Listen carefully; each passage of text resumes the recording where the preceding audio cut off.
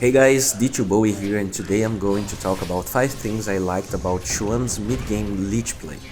First thing is adapting your skill build to the game. Usually, Lichs will either max Sacrifice or Frost Blast with a value point on Ice Armor. In this game though, they are against a lot of physical damage, and he decided to keep both Sacrifice and Frost Blast at level 2 and get a third point on Ice Armor, which is a very different build, but it was pretty useful in this game. The second thing we're talking about is positioning. Support heroes like Lich, despite being very useful, can sometimes feel very underwhelming in teamfights. After casting Frost Blast, your ult and Ice Armor, people usually start to right click non-stop and end up in a bad position and dead in the end of the fight. Take a look into Chuan's HP bar and position in this fight. The only time he loses HP is when he attacks Viper and takes damage from his passive, and that's because his positioning in this teamfight is superbly good. In this other clip, you can see that he is already predicting when Slardar is going to initiate, and he moves towards Roshan to avoid that. The third thing we're talking about is quick buy. You don't always want to buy everything before you die to a gank or as soon as you get the money for it. But in the mid game, in most cases it's okay to do that, especially when you still have your tier 2s up and there's no risk of losing barracks. Notice that he had already bought his 4-step recipe.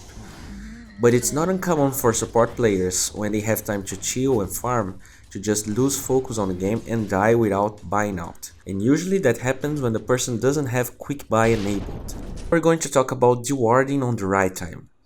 A support dying while trying to deward the map is something pretty common in Dota. There are ways though to avoid dying too much when you want to clear your part of the map.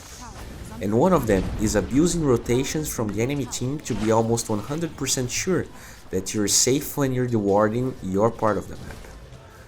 In this clip, Dire's pushing tier 3s and Radiant just took the tier 2 mid, and they want to react to Dire's aggression. Conveniently, Lich gets the money for his gem as soon as everyone goes back to defend, and that makes everything better for him. One more thing to watch out for is he is not wasting the sentry to get the high ground vision to get the deward, or using his 4-staff and just awkwardly ending up in the wrong position. He gets the courier and the vision to deward without wasting any money. Radiant's bottom tower is under attack. Radiant's bottom tower has fallen. And the last thing we're talking about is using your spells in the right time. In this case, Chain Frost.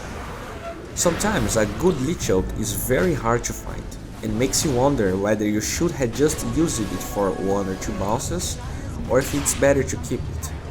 Until level 11, the cooldown is pretty prohibitive, but even after it, it's okay to save it for the right time. With good positioning, Chuan gets awesome Chain Frosts in the end of fights, when people are less aware of it. Don't be afraid to use it to conceal TPs or to get the last hit on a hard kill, but refrain yourself to just using it randomly on teamfights just because it's off cooldown.